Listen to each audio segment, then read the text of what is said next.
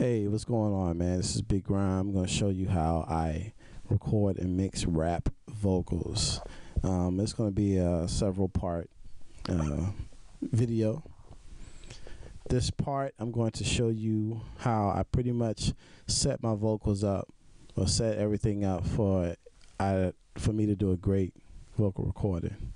There's a lot of factors involved, but a lot of us have to use what we have. I have a condenser mic, which is going to my condenser mic that has phantom power, and then my preamp is going into my sound card mono. Mono means that, you know how like you have a left and you have a right. That makes a stereo. But if you just use left or just use right, that makes it mono. Well, the advantages is this is stereo, your left and right. This is mono, which is one big waveform in the middle. Makes it easier to edit, especially if I just want to zoom in, make the waveform bigger. It just makes it easier to edit. Plus, your voice is a mono instrument, meaning that when I'm talking, I can't sound like two people at the same time because it's just one voice. So it's a mono instrument. Your voice is, so I use mono. How you set that up? Let's say if you just have, some people just have the 1/8 inch, which is the small plug-in like you would use for like headphones.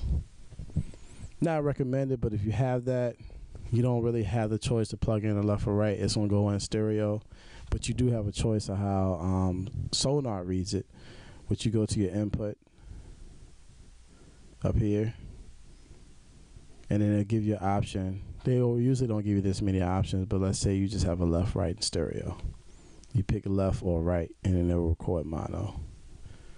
And even though I do have a left and right plug-in, I still go in Sonar and select the left. If I'm plugged into the left, I select left.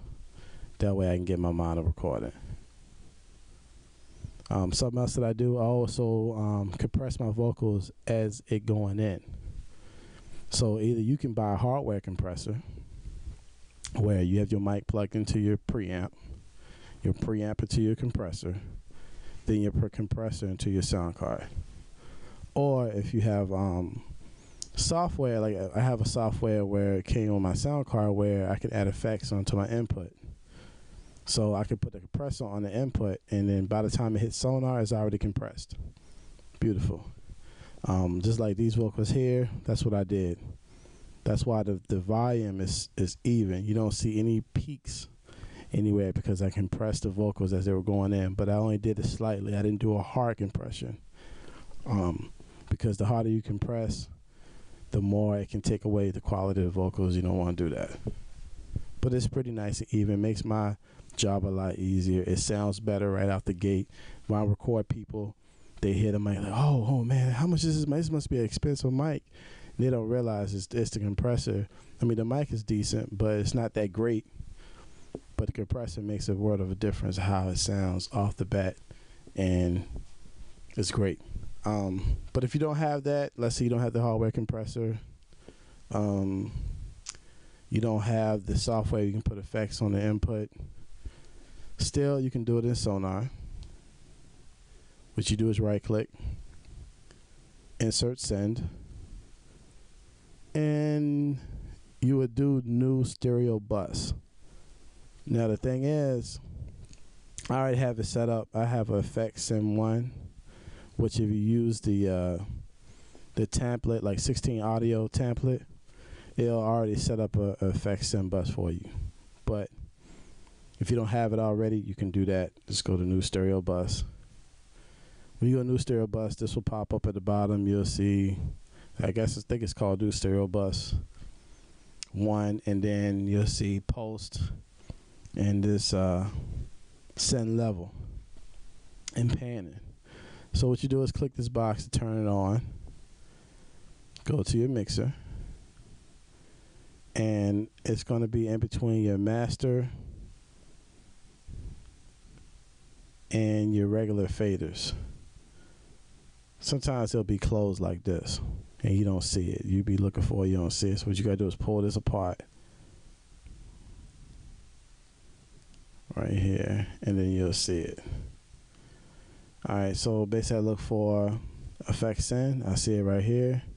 I go up, I right click, choose a compressor. I've already done that, so it's right there.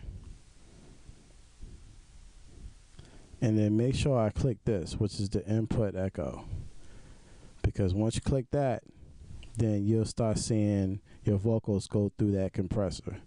I don't have it hooked up properly, so you're not going to see it, but you'll normally see it through here, and you'll see the compressor working, and you will hear it working. If it's an echo, which it may be, you may want to go to audio, well, options, audio, and change the buffer to faster. If that doesn't work, if your computer's not fast enough and it doesn't work, then you may have to compress the vocals afterwards, which is more of a pain in the ass and doesn't sound as good, but as you're recording, but that's what you would have to do. So let's recap.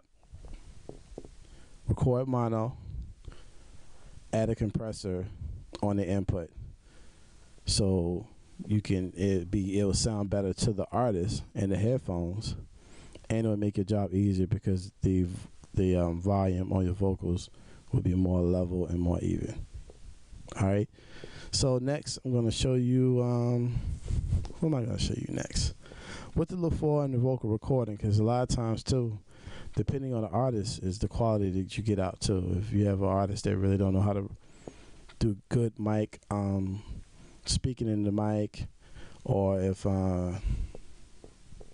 they just don't know how to rap well and doubling or copying, you know, what they did on the first track, a lot of that stuff can be a hassle, and I'll show you how to fix it. All right, check out for video 2.